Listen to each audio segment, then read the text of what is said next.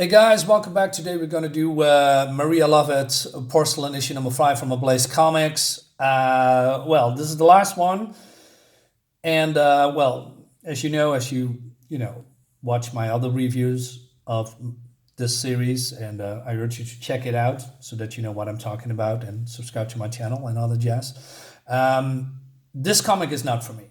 Right, I tried it. I don't get it. Maybe that's the right word. There's a lot of things going on. Well, let me rephrase that. There's nothing going on, and what's going on? It's all dragging out, and you know, pretty simple. There's barely any dialogue. It's more like, hey, to your own interpretation. But even that particular part fails, in my opinion. So let's finish this series and let's dive in. So we have this fight, if you can call it that, between Beryl and this puppet girl, master, whatever.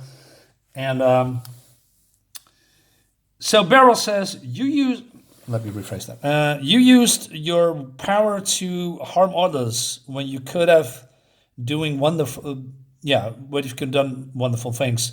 And she just shut up. It's okay. How do you know, Beryl, that she can do wonderful things? I mean, what are her powers? What is her motivation? You don't know nothing. So, okay, but this puppet girl has, a puppet master, has telekinetic powers. She throws knives at her, and then this cat called Raubriter is getting hurt, and she's crying. I like this scene. This looks great. Good. But then this happens. That's enough. She's also shocked. You have no right. She's more shocked. Why? Why are you shocked? You are the strongest person here in this room. You have telekinetic powers. You can throw knives. Why are you afraid of this girl that's saying enough? That doesn't make any sense. So, okay, and then we see some disturbing imagery about someone ripping off an arm or mutilating someone. It's probably from her past, I guess. Like I said, it's nothing is clear. So she's going nuts here, and she says, "You can't hurt me," and she's using all these knives to hurt Beryl. But then Beryl says, "You're the one who doesn't understand. I don't need to hurt you." Okay, so enlighten us, Beryl. What do you know what we don't know? So she says, "You're paralyzed, the hearts of all those children with your fears, and you've gotten caught in your own web. Can't you see it? This world of lies is crumbling before your eyes. Without puppets, your strings are useless." And then we see this. So yeah, in how do you say? The last issue we see this, diorama, I guess, or plaything, with this pointy tower, and we have this puppet floating over it with strings. And okay, so this is the puppet and this is the real one, or the other way around. And she slashes it. Okay. And she falls down, so the puppet turns into this puppet girl in real life, or the living person. She's dead, impaled. And then this one turns into a puppet. All right. Okay. And then the puppet crumbles, and there is a key inside. So she sits there moping for a very long time, and then she's moping some more, and then she decides to get up while the body of this girl here is just crumbling, and then what's going on? So, okay, before we get into this, okay, listen, if I were a supervillain or an evil guy or girl, whatever, why would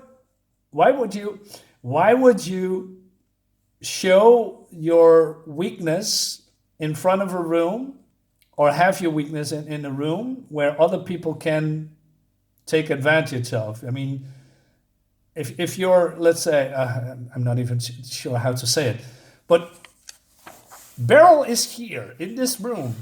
This is the thing. Why wouldn't you hide your weakness in another room, or ever, where nobody can, go there or come there to hurt you to do this? and turn you into a puppet. Why would you? No, nothing matters. Okay, so what I put it, the cat is all right. Axel comes in, and they're all happy, and these other puppets are alive now. I don't know. So they take the key, they walk, and they look at each other. I don't know what's going on. And it takes 1,000,000 years, and then she opens the door because, every scene has to be pointed out. And then when she goes through it, she says, "Hey, why don't you come with me?" Etc. He says, well, that's not what she says, but that's basically what she says. "Only you can go through the door." And he says, "Well, now you can come with me. I mean, this is, it's over," stuff like that. And then says, "Beryl," he says, "you left the easy path. You chose to face the obstacles that the sculptor wove into your mind. Looking her in the eye, you fought for what you wanted to the very end." And he says, "We never found that courage to try." And then we see that he's a puppet. So basically, you're a guy, and I basically haven't got the courage to fight back. And this young girl that you just met a couple of seconds ago or an hour ago did what you couldn't do. What says that about you, Axel? Fucking soy boy. Anyway, so he says, "Hey, you're free now. Go live your life." And then says, "Hey, goodbye." And then this happens, so she falls, I guess. And then everything's gone. And she has only the mask of Axel. She's crying. And she's hugging and kissing the cat. And that's the end of the book. Okay, we have also an epilogue. So this is, I believe, her mother, years later. So I don't know. This guy comes. I don't know who that is. And he says, "I got something that you're going to love, Millie. Call me that again, and I rip off your other leg."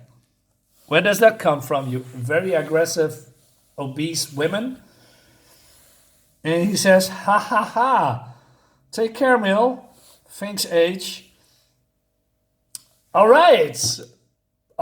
So Millie is some kind of is this an offending word? I don't get it. So she's got a letter from Beryl. Beryl just, I don't know, went to school and did some kind of a project, made a puppet with her other people that she's met there, and she says, "Hey, I did something good. I will work hard every day. Hope you come see me sometimes," or something like that. I just made stuff up, but that's basically what it's saying here. And that's the end of the book. Epilogue end. Yeah, I didn't like it. Thank you for watching. Till next time. Bye-bye.